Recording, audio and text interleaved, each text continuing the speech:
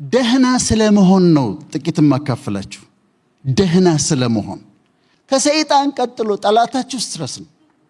ለማን ብላችሁ ነው የምትደበሩት? ለየትኛው እድሜ ብላችሁ ነው የምትደበሩት? ለየትኛው ዓለም ብላችሁ ነው በዲፕሬሽን የምትቀመጡት? ለአእምሯችሁ ምን እያደረጋችሁለት ነው? ጭንቀት፣ ጭንቀት፣ ሐሳብ፣ ጭንቀት፣ ስትረስ። ደህና ስለመሆን ነው ጥቂት ማካፈላችሁ።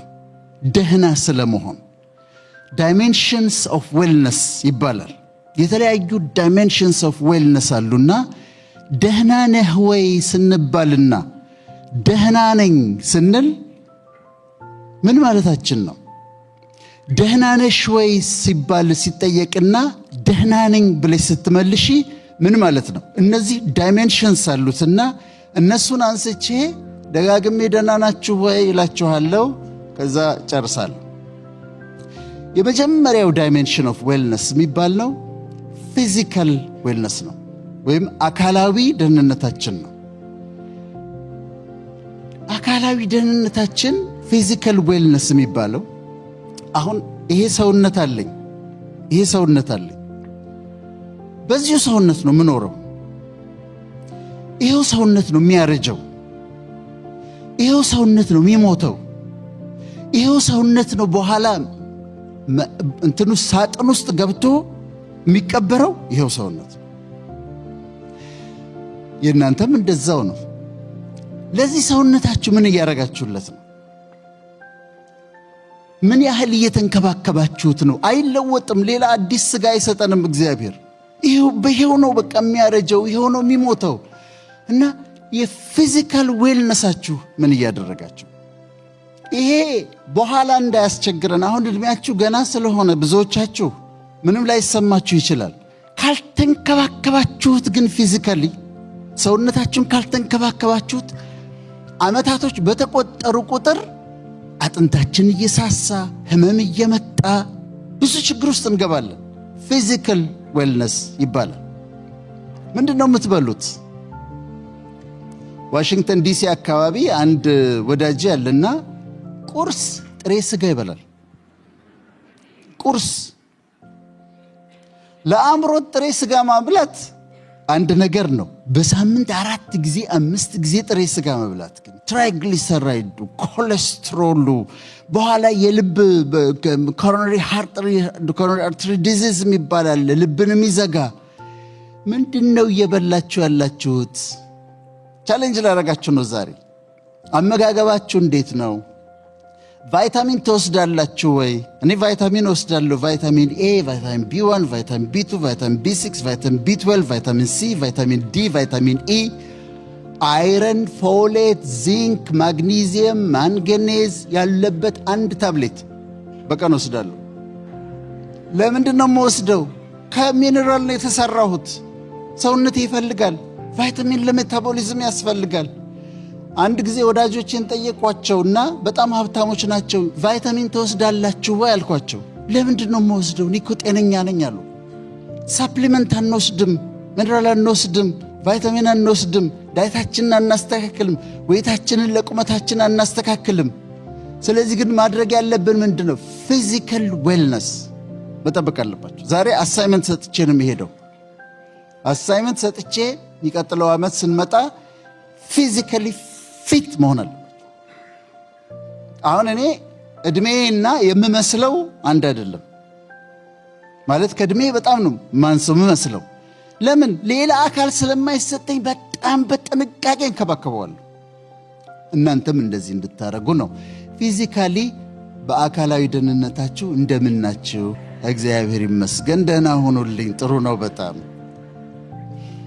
ሁለተኛው ዳይሜንሽን ቶሎ ቶሎ ላለው ሁለተኛው ዳይሜንሽን ሜንታል ዳይሜንሽን የሚባለው ሜንታል ዳይሜንሽን አእምሯችሁ።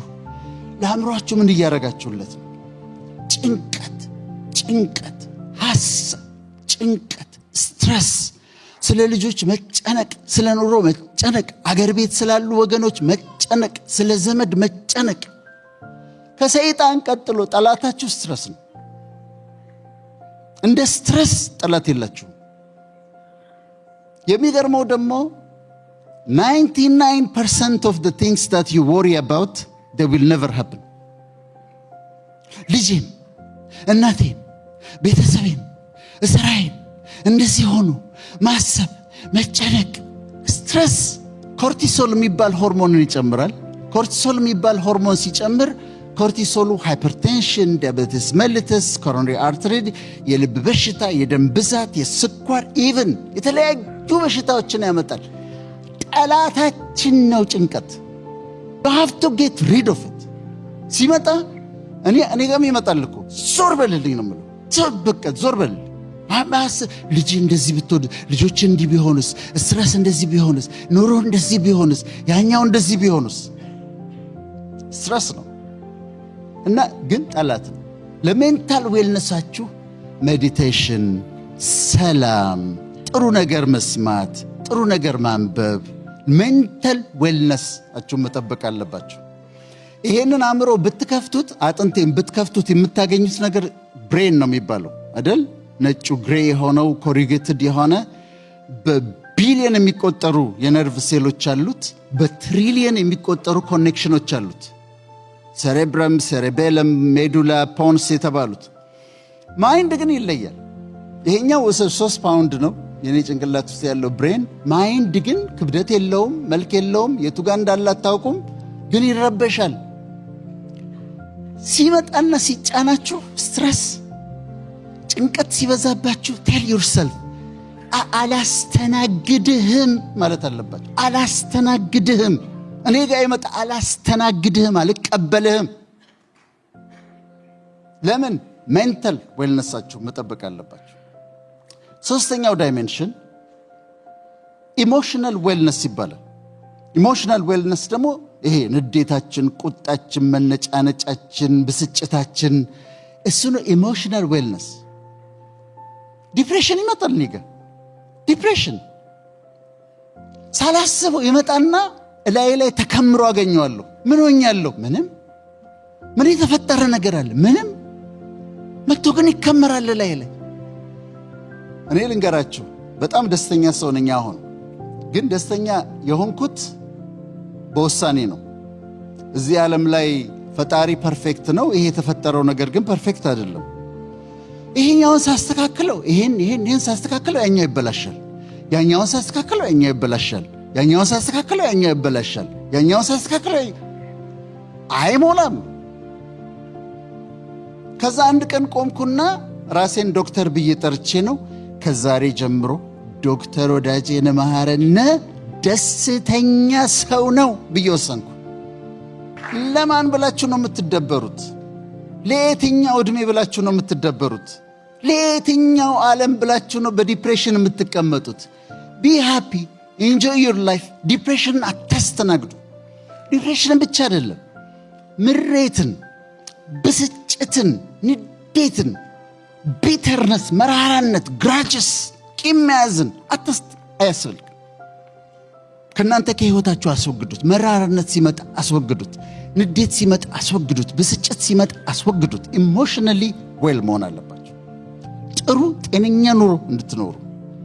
መንገድ ላይ የሚጠሏችሁ ሰዎች ካያችሁ፣ ጥቁሮች ቢሆኑ፣ ነጮች ቢሆኑ፣ የሎ ቢሆኑ፣ እናንተን አይደለም እኮ የሚጠሉት፣ ራሳቸውን ነው እኮ የሚጠሉት።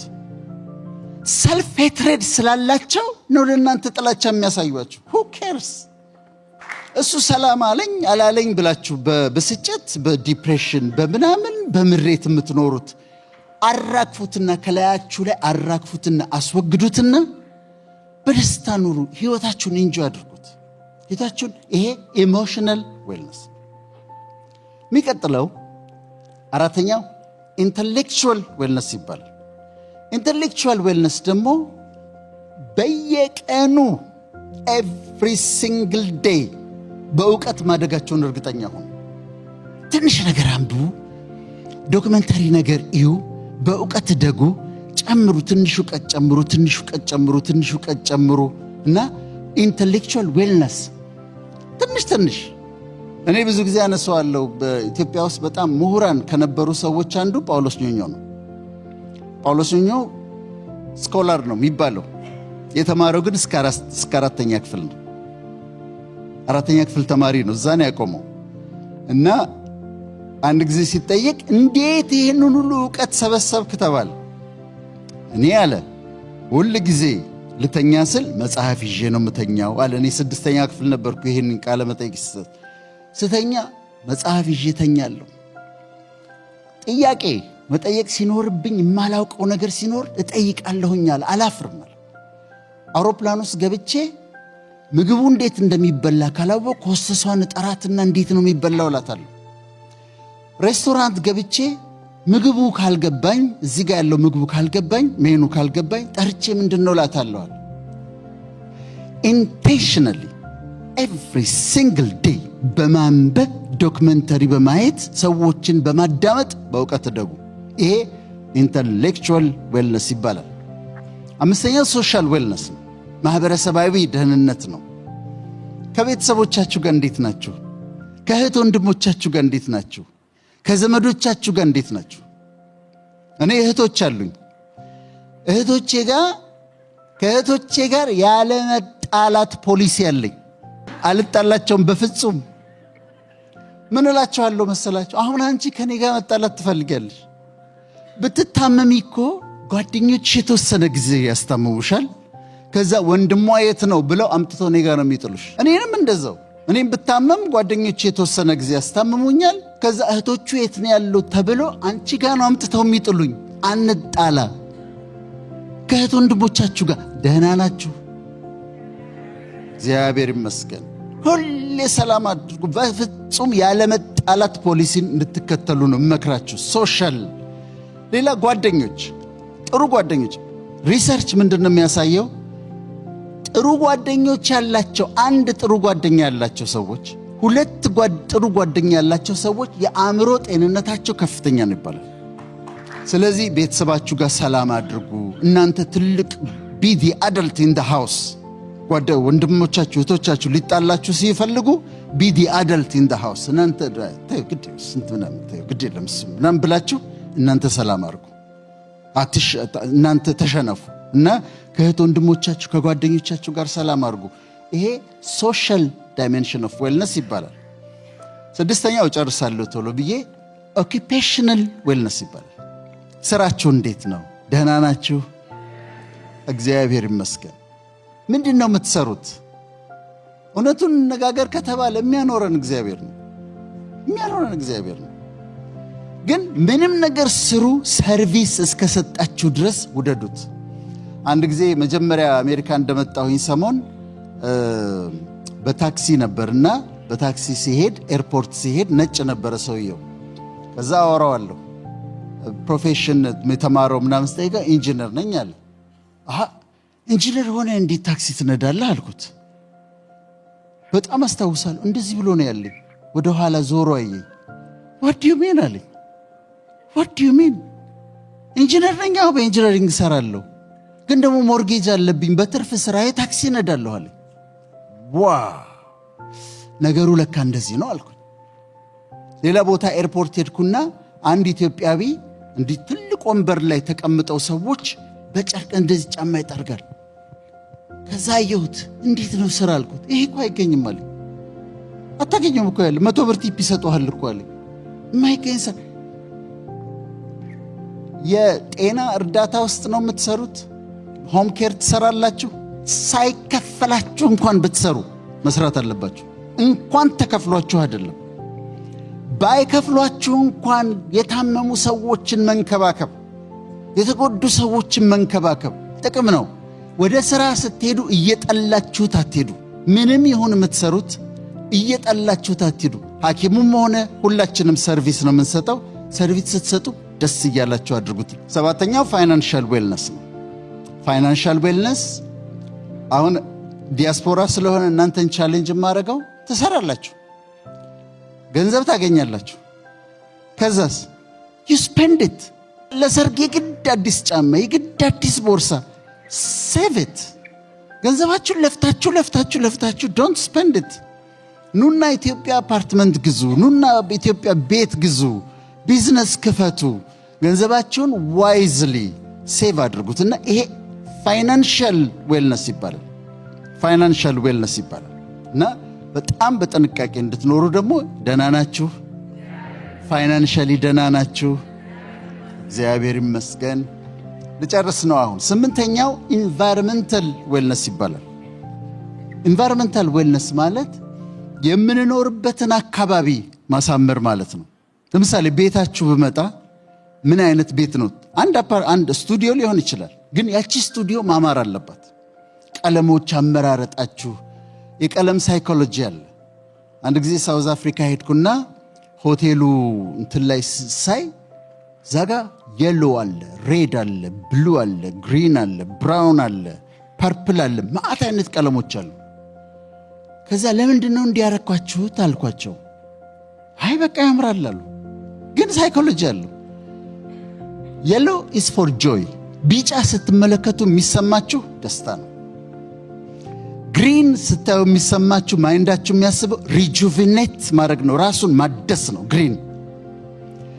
ብሉ ስታዩ የሚሰማችሁ የአእምሮ ሰላም ነው። the ocean is blue, the sky is blue፣ የአእምሮ ሰላም ነው የሚያሰብ። ብርቱካናማ ስትመለከቱ ኢንቱሲያዝም ነው የሚሰማችሁ። ነጭ ቀለም ይሄ ሰው ሳይሆን ይሄኛው ነጭ፣ white is for purity, black is for dignity, purple is for reality። ስለዚህ እያንዳንዱ ቀለም ትርጉም አለው ለአእምሯችሁ። የአይን ብቻ የሚታየው አይደለም። እኔ ሲደብረኝ የማደርገውን ነገር ልንገራችሁ። ሲደብረኝ የሆነ ሽታ፣ የቡና ሽታ፣ የዕጣን ሽታ፣ የሽቶ ሽታ እፈልጋለሁ። ለምንድን ነው? አፍንጫችን ውስጥ ኦሊፋክተሪ ሪሰፕተርስ የሚባሉ አሉ፣ ሽታ ይቀበላሉ። ቆንጆ ሽታ ሲሸተን አእምሯችን ጋር ሄዶ ሜሴጁ የሚያመጣው ደስታ ነው። ስለዚህ ቤታችሁ ቆንጆ እንዲሸቱ፣ እናንተም ቆንጆ ቆንጆ እንድትሸቱ፣ ቤቱ ቆንጆ እንዲሸት አድርጉት። ኢንቫይሮንመንታል ዌልነስ ነው። 9ኛው ሞራል ዌልነስ። ሞራል ዌልነስ እናንተን አይመለከትም፣ ግን አንዳንድ ዲያስፖራዎች የሚያደርጉት ነገር በጣም የሚያሳዝነኝ ነገር አለ። ብዙ ዶላር ይዘው ይመጣሉ አዲስ አበባ። ታርጌታቸው ናይት ክለብ ነው። ታርጌታችን ትናንሽ ልጆች እህቶቻችን ናቸው። መተው ቀጥታ ቤተሰብ ሰላም ብለው የሚሄዱት ናይት ክለብ ነው። ከነዛ ከትናንሽ ልጆች ጋር ከ20 ዓመት ልጆች ጋር ምናምን ይተኛሉ። ይሄ ሞራል ዌልነስ መጉደልን ያሳያቸዋል። የልጆቹ መጎዳት ብቻ አይደለም፣ የእህቶቼ መጎዳት ብቻ እኮ አይደለም። እነሱም በሽታ ይዘው ይመጣሉ፣ ህመም ይዘው ይመጣሉ።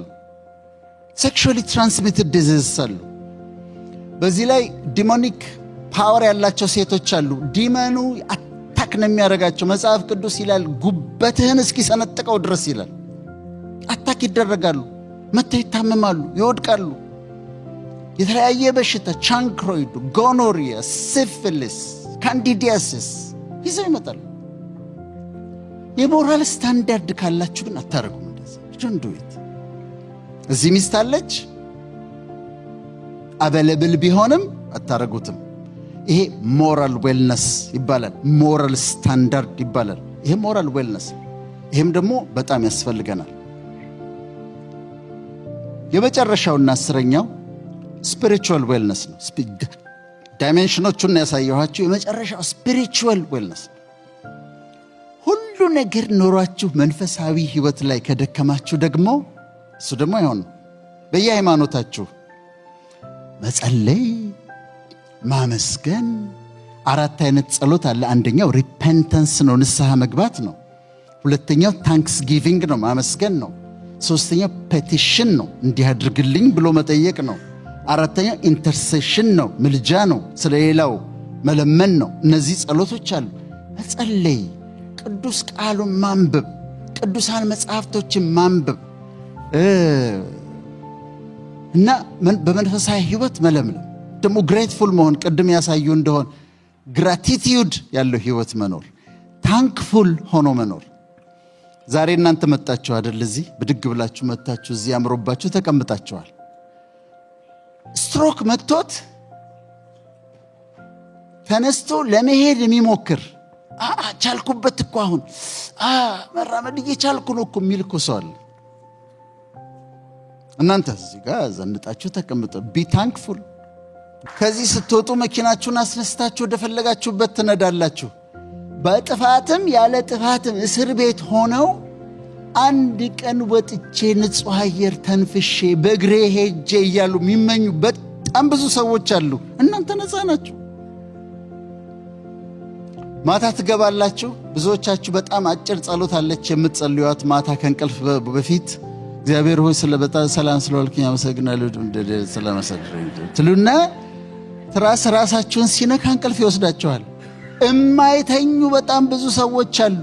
ይሄ ደግሞ ስፒሪቹዋል ዌልነስ ይባላል። ስለዚህ እንደዚህ ጠብቁና ራሳችሁን ፊዚካሊ፣ ሜንታሊ፣ ኢሞሽናሊ፣ ሶሻሊ፣ ፋይናንሻሊ፣ ኦኩፔሽናሊ፣ ስፒሪቹዋሊ፣ ሞራሊ ጠብቁና እንዳማረብን እናርጅ። እንዳማረብን ጤነኛ እንደሆንን እነዚህን 10 ደህና ነህ ወይ ደህና ነሽ ወይ አሟልተን በጤንነት በደስታ ዘመናችንን እንጨርስ።